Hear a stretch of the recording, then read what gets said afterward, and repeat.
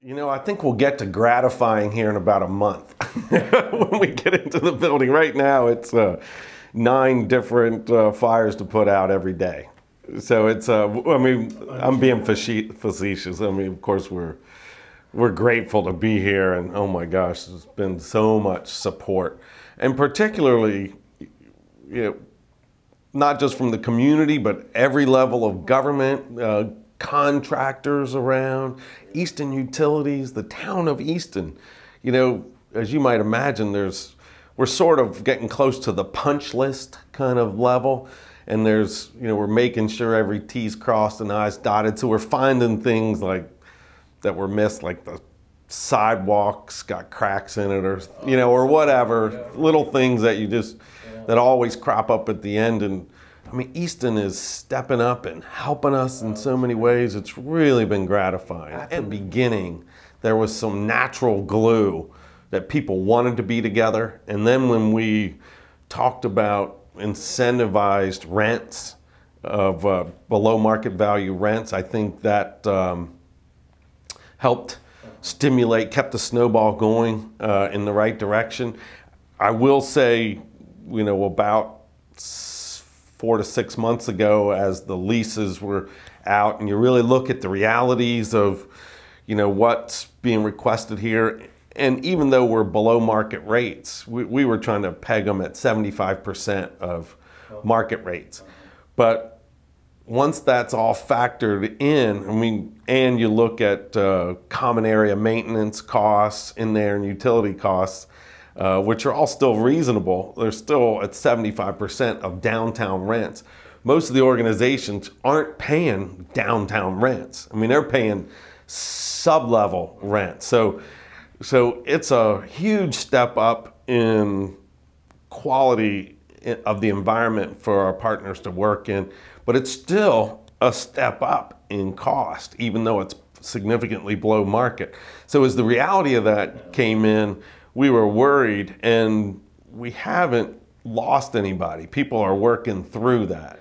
But, you know, I would say they've hung through there, and there is a good deal of enthusiasm for collaboration and for the common spaces, and actually for programming. We're developing a programming schedule, and that's getting a fair bit of attention to whatever it is. We don't know what it looks like, but it might be each organization. So there'll be a whole series of brown bags and activities and public education going on where the public will be invited in, and we're looking at each partner group to take chunks of that.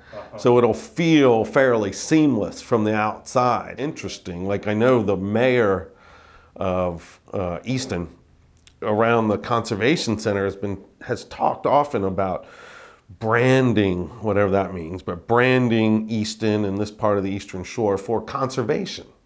But yet, and I think there's a fair bit of enthusiasm for that. And when you look at real job creation, nonprofits and conservation work, and for-profits doing conservation work like Earth Data that's out trying to do BMP implementation on farms and in urban areas, you know, I think there is a fair bit of economic activity coming out of conservation, and more to be had.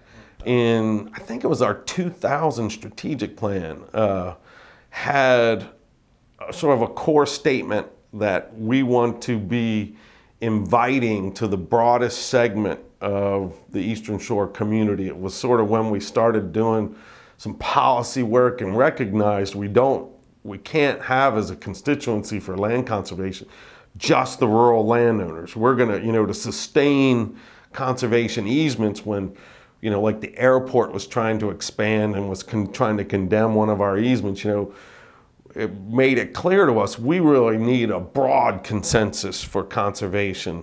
And so starting with that 2000 strategic plan, then we ramped that up in 2005, and then in 2010 we made what we called inviting the whole community, which was our internal lexicon for being more inclusive and diverse in both our programs and our board and our staff. So, but there was a major mandate in our 2010 plan, and it is again in our 2015 strategic plan about this. So the organization, we feel like it's critical to have all of our community supporting conservation. We just can't do conservation that benefits wealthy white people, like doing urban parks and trails and walkways and pedestrian access plan in St. Michael's. In Cambridge, we helped the city acquire an old industrial site for a park that's really in the poorest neighborhood in Cambridge, and we're trying to help stimulate some revitalization of old buildings there. So it'll have water quality benefits for Cambridge Creek. So all of this old industrial disaster area there drains right into Cambridge Creek there. So we'll have this park's gonna have all stormwater retrofits and lots of habitat and walking trails.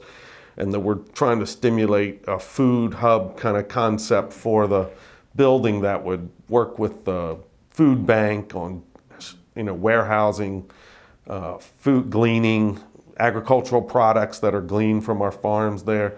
So these things are all really important to our mission. So the big thing this year is it's also our 25th anniversary year. We were started in 1990, so we're having a whole bunch of big celebrations. The grand opening of this center is planned for September 24th.